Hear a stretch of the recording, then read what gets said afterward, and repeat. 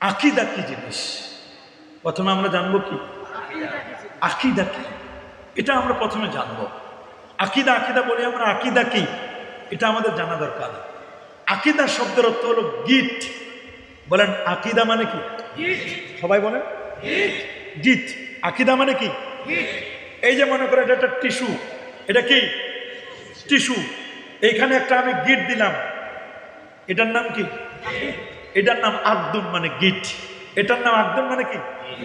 এটাকে কি বলে? গিট দিলাম। কি দিলাম?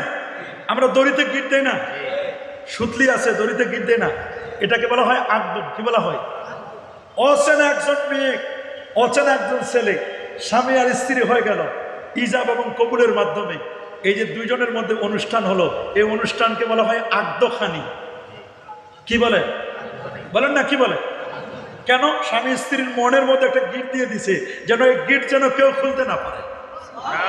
একজনে ইজাব বলেছে, আরেকজনে কি প্রপোজাল দিয়েছে, প্রপোজালটাকে অ্যাকসেপ্ট করছেন, এটাকে আকদুন বলে। কি বলে? আকদখানি অনুষ্ঠান হয় না, কি বলে? আকদুন। এটা আকদ অনুষ্ঠান বলে। কি বলে? আকদ মানে গিট। আকদ মানে কি? গিট। খুব খেয়াল করে শুনবেন, আকীদা এটা অনেক পরের স্টেজ। আকীদাটা অনেক পরের স্টেজ। কেমনে পরের স্টেজ? প্রথম যে স্টেজটা, এটার নাম হলো ওয়াহাম। ওয়াহাম মানে ধারণা। বলেন ওয়াহাম মানে কি? সবাই বলেন ওয়াহাম মানে কি? ধারণা। মনে করেন একটা সাপ, ঢোরা সাপ ছিলেন না আপনারা? আর একটা সাপ নিয়ে যে ভাইরাল হলো বাংলাদেশে, রাসেল ভাইপার। মনে করেন একটা সাপ দেখা গেছে, মানুষের মধ্যে ধারণা হয়েছে এটা কি রাসেল ভাইপার নাকি ঢোরা সাপ। এটা একটা ওয়াহাম হয়ে গেছে, কনফিউশন হয়ে গেছে, এটাকে বলে ওয়াহাম। কি বলা হয়? বলেন কি? আরেকটা ভালো করে বুঝাই দিই, সৌদি আরবে একটা প্রাণী পাওয়া যায়, এটাকে আরবিতে হাদিসের ভাষা বলা হয় দব। কি বলে? দব মানে ষান্ডা। বলেন দব মানে কি? খেয়াল করে শুনেন যান, দব মানে কি বুঝতেছেন?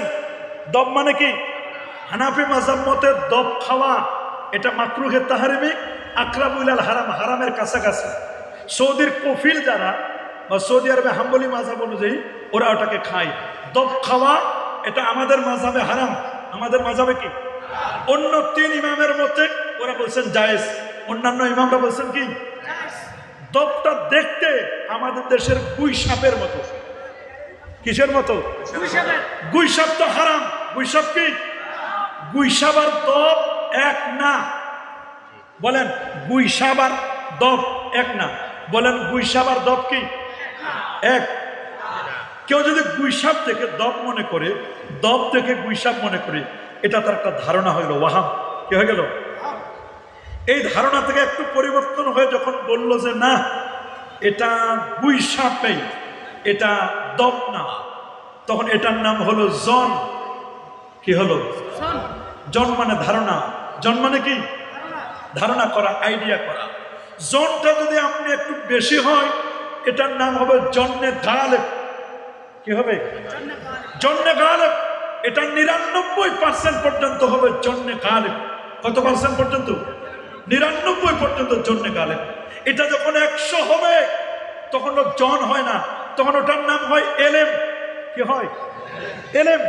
এলেমটা বাড়তে বাড়তে বাড়তে এলমুল ইয়াকিন, এলমে তাসাব্বুর হবে, এলমে তাসদিক হবে, এরপরে আস্তে আস্তে হবে এলেমটা যখন গেঁথে যাবে তখন এটার নাম হবে ইয়াকিন। কি হবে? ইয়াকিন। এখানে আইনুল ইয়াকিন, হকুল ইয়াকিন, এখানে আপনার এলমুল ইয়াকিন, এই 3 রকমের ইয়াকিনের পরে আস্তে আস্তে যখন আসবে, তখন এটা যখন একটা জায়গায় গিয়ে একেবারে জমে যাবে, তখন এটার নাম হবে আকীদা। বলেন তখন এটার নাম হবে কি?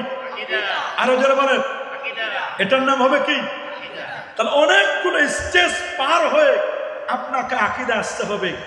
আকীদার বিষয়টা বোঝার জন্য আমরা 3টা উদাহরণ দিব। কয়টা? 3টা। এক, আপনারা বিল্ডিং বানান কিনা? আমার বেশি লোক লাগবে না, যদি 50 জন মানুষকে আমি বোঝাতে পারি আমার জন্য সফল। বেশি লোক আমি চাই না, আমার মাহফিলে যত কম লোক হয় আমি তত খুশি হই, কারণ আমার বেশি লোক তো বোঝানোর দরকার নাই। হই হই হই হই, রই রই রই রই, রাস্তাঘাটে একেবারে হইচই করবে, এইরকম ওয়াজ শোনানোর আমার কোনো প্রয়োজন মনে করি না। আমি যদি 50 জন মানুষকে বুঝাতে পারি আমি সফল, শেষে 10 জনকেও যদি বুঝাতে পারি আমি সফল। কিন্তু চিল্লাইয়া পাল্লাইয়া করে সব উল্টায় দিয়ে গেলাম, কামের কাম কিছু হলো না, আমার এটা দরকার নাই। আমি খুব সহজে আপনাদেরকে বুঝাতে চাচ্ছি। শিক্ষিত মানুষ আপনারা খুব ভালো করে বুঝবেন। আপনারা হাই রাইজ বিল্ডিং বানানোর জন্য সয়েল টেস্ট করেন কিনা? করেন? পাইলিং করেন কিনা? নিয়ম হলো পাইলিং করতে হয়, সয়েল টেস্ট করতে হয়। বিল্ডিং যত বড় হবে পাইলিং তত মজবুত হবে। বলেন, বিল্ডিং যত পাইলিং তত মজবুত হবে। খুব খেয়াল করে শুনবেন, বিল্ডিং যত বড় পাইলিং তত মজবুত।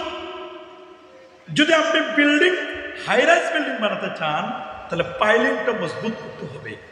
পাইলিংটার নাম হলো আকীদা। বলেন, পাইলিং এর নাম কি? আরো জোরে সবার মুখে। পাইলিংটা উঠালেন, পাইলিং করে করে করে পিলার পর্যন্ত উঠালেন, এরপর যে ছাদটা দিলেন, ছাদ কি দিলেন? ছাদটার নাম হলো ঈমান। বলেন, ছাদের নাম কি? বলেন, আকীদা কোনটা? পাইলিংটা কি? পাইলিং যদি নরবর থরবর হয় বিল্ডিং টিকবে। আমি দেখতেছি অনেক দোস্ত বুজুর্গ আলেম ওলামা তাদের পাইলিং সমস্যা। সমস্যা কোন জায়গায়? সয়েল টেস্ট করে নাই, ভালো ইঞ্জিনিয়ার দেয় নাই, আর অটো পাস ইঞ্জিনিয়ারদের যদি পাইলিং করায়